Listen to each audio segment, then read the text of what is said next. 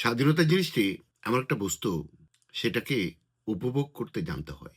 আপনাকে যদি স্বাধীন করা হয়, আপনার জন্য একটা নিজস্ব সচিবালয়, একটা নিজস্ব অফিস কিংবা আরো বৃহত্তর পরিসরে আপনার জন্য একটা নির্দিষ্ট ভূখণ্ড দেয়া হলো।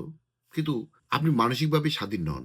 তাহলে পৃথিবীর কোনো সংস্থা, পৃথিবীর কোনো সরকার আপনাকে স্বাধীন করতে পারবে না। আপনাকে স্বাধীন হতে হবে আপনার মনন এবং মস্তিষ্কে, আপনার মানসিকতায়। ঠিক তেমনি আমাদের বিচার বিভাগ ১১ সরকার মানে ২০০৭ সালে বিচার বিভাগের জন্য আলাদা সচিবালয় গঠন করে বিচার বিভাগকে স্বাধীন করে দিয়েছিলেন। কিন্তু দুর্ভাগ্যবশত আমাদের দেশে বিচারকরা সেই স্বাধীনতাটাকে নিজেদের মধ্যে ধারণ করতে পারেনি। ধারণ করতে না পারার অন্য অনেক কারণের সাথে সবচেয়ে যে বড় কারণটা, সেটা হচ্ছে তারা মানসিকভাবে নিজেকে স্বাধীন করতে পারেনি। অথচ আমাদের দেশে ১৯৮৮ সালে স্বৈরাচার এরশাদ সরকারের আমলে মানে বিচারপতিরা বিচার বিভাগের জন্য আলাদা সচিবালয় না থাকা সত্ত্বেও নিজেদেরকে স্বাধীন মনে করতেন। সেই জন্য এরশাদ সরকার কর্তৃক সংবিধানের ৮ম সংশোধনী তারা বাতিল করেছিলেন, করতে পেরেছিলেন। অবশ্য সে সময় অনেক প্রথিতযশা আইনজীবীও ছিলেন। আমাদের দেশে এমন বিচারকই ছিলেন যিনি টিক্কা খানের সামনে দাঁড়িয়ে বলেছিলেন যে, "তোমার মতো একটা রাক্ষসের শপথ আমি পড়াবো না।"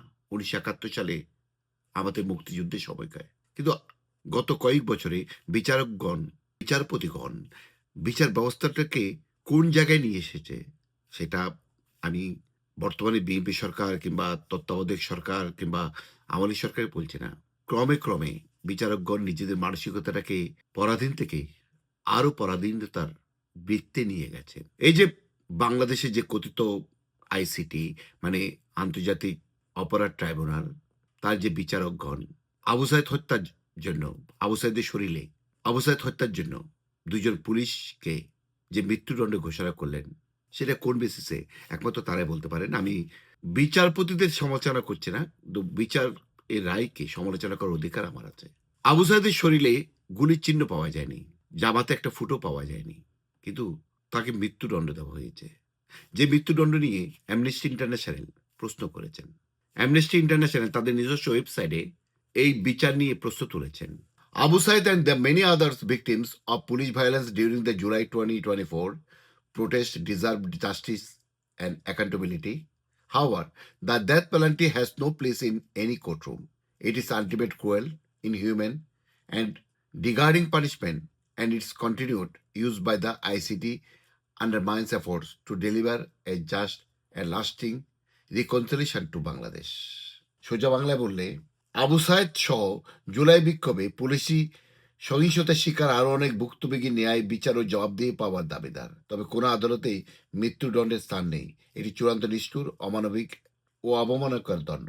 আইসিটি ক্রমাগতভাবে মৃত্যুদণ্ডের ব্যবহার বাংলাদেশের ন্যায়ভিত্তিক এবং টেকসই জাতীয় ঐক্যের প্রচেষ্টাকে বাধাগ্রস্ত করছে। অ্যামনেস্টি ইন্টারন্যাশনাল এমনকি বাংলাদেশের যে আইসিটির কার্যক্রম, সেটাকে নিয়েও প্রশ্ন করেছেন। লিখেছেন, In the past, Amnesty International and several other human rights organizations has also raised serious concern that the ICT has not observed international fair trial and due process standards in many instances. Any proceeding undertaken by the ICT demands a stringently impartial and transparent judicial proceedings. We argue the Bangladesh authority to take a step to establish a moratorium on the use of death penalty with a view to completely abolishing the punishment, সোজা বাংলায় যেটাকে বলা হয়। অথচ amnesty international এবং অন্য বেশ কয়েকটি মানবাধিকার সংস্থা গুরুতর উদ্বেগ প্রকাশ করেছে যে আইসিটি অনেক ক্ষেত্রে আন্তর্জাতিক মানদণ্ড অনুযায়ী ন্যায় বিচার এবং যথাযথ আইনি প্রক্রিয়া অনুসরণ করেনি। আইসিটি পরিচালিত যে কোনো বিচারিক কার্যক্রমে কঠোরভাবে নিরপেক্ষতা ও স্বচ্ছ বিচার প্রক্রিয়া নিশ্চিত করা প্রয়োজন। বাংলাদেশের কর্তৃপক্ষের প্রতি মৃত্যুদণ্ড স্থগিতের পদক্ষেপ নেওয়ার আহ্বান জানিয়ে অ্যামনেস্টি ইন্টারন্যাশনাল বলেছেন, পুরোপুরিভাবে এই শাস্তি বাতিল করার লক্ষ্য নিয়ে এর ব্যবহার স্থগিত করতে হবে। তার মানে তারা শুধু রায় নিয়ে প্রশ্ন করেনি, তারা আইসিটির মানদণ্ড নিয়েও প্রশ্ন করেছেন। মাননীয় দর্শক, আমার আর আজকে এই বেশি বলার নেই, আপনারা কমেন্টসে জানান।